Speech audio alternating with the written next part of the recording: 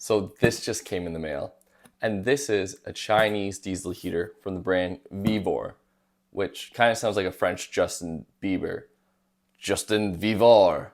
And today I'm going to be unboxing this diesel heater and giving you my first initial thoughts as a trucking coach, diesel mechanic, diesel technician. First things first with the packaging, I did notice there's a little bit of damage from shipping, but other than that, looks to be in half decent shape. Let's get right into it.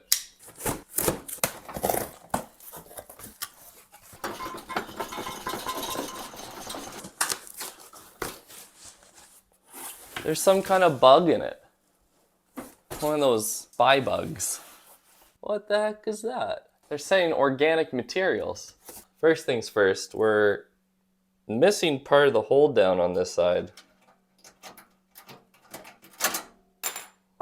So we're off to a good start. I got the model with the 4 outlets on front just because I wanted to try something a little different and I had a couple ideas. Now they only send you 2 ducts for it, so you're gonna have 2 open, and depending on what you're doing or what your application is, you might not need these, or you might want to cut these in half or find some other ones. There's also the possibility of adding some PVC piping in there or other ducting of your choice. Everything that came with this was the diesel heater itself, a broken off / missing clamp, the manual and instructions, which we can go over later. 2 ducts for the front, fresh air ducting, exhaust, a muffler, air filter, some clamps, and a wireless remote. Let's open it up and let's see what I think.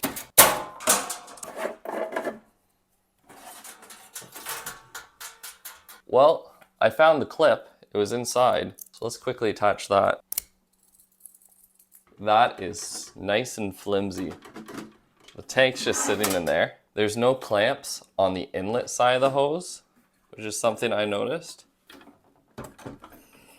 And on the outlet side of the hose either, there is no clamp. The only place on the fuel line that there is a clamp is on the bottom. I am not an overly big fan of the fuel line they chose to use. This line will deteriorate over time a lot quicker than a harder plastic line, but what am I going to complain about for the price of this? Initially, when I'm looking at this unit from the outside, especially the heater itself, it looks like an older S-Bar Airtronic.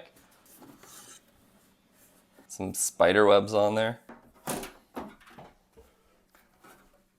Yeah, that becomes a lot more rigid when you have the outside shell on there. I was gonna move this and get it out of the way so I could give you a review on the accessories that came with it.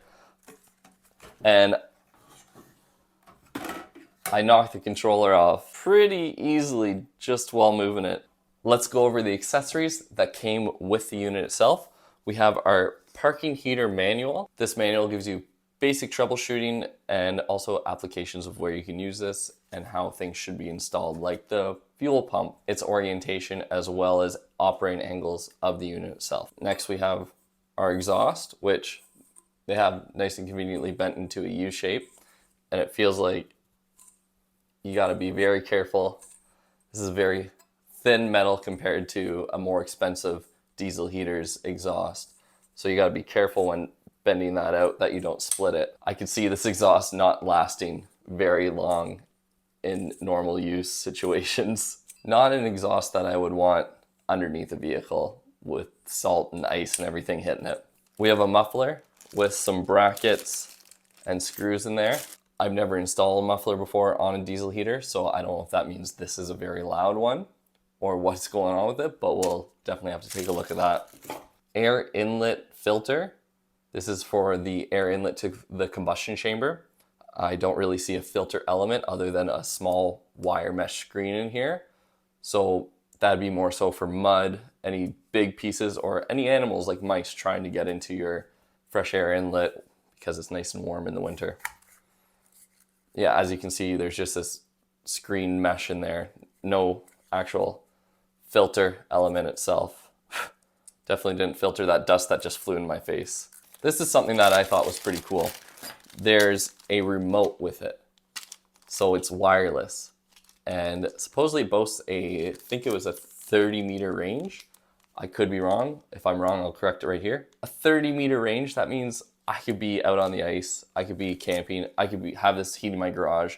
I could have it ducted right into my cars or something like that. Just something absolutely wild, and I could be inside, turn it on, there you go. Heat starts to pump out. You got a bag of general miscellaneous clamps. These clamps are going to be for your ducting, for your inlet, and for your exhaust, as well as the outlet. And then you have your ducting, which this is for your fresh air intake to the combustion chamber. This will go ahead, fit onto that. There'll be a clamp you can put on there, I'm sure, for that air filter if you choose to use it. Then you have 2 pieces of ducting, and this will be for the outlet of your heater. This is going to be where your air can go through. That'll go into your tent, into your garage. But they only give you 2, and there's 4 outlets. So either you gotta cut these in half, or you have to go and try and find 2 more, or just get 4 yourself. These pieces of ductings do seem very similar to the more expensive versions of diesel heaters. It's really just a cardboard tube when you get down into the middle of it, so can't really cheap out on that. My initial thoughts on this is it's pretty flimsy without that outside case on, but you're not going to be using it without the case. The fuel lines could be better and could have clamps, because if you start sucking air in through those fuel lines at the connection points, you're going to end up having white smoke just billowing out of this thing. And the other thing is the fuel tank is not secure, and you have this in the back of your truck, you're going ice fishing with it or you're going winter camping with it. That fuel line is going to rub as it moves around, and that's going to create leaks. I would say in my initial review, fuel tank should be more secure as well. There should be different fuel lines on it. Other than that, I don't see any issues popping out at me right away. We will go further in depth with this and see what we can find. Thanks for watching. I hope you enjoyed today's video. Please comment, like, and subscribe. And remember, fish on.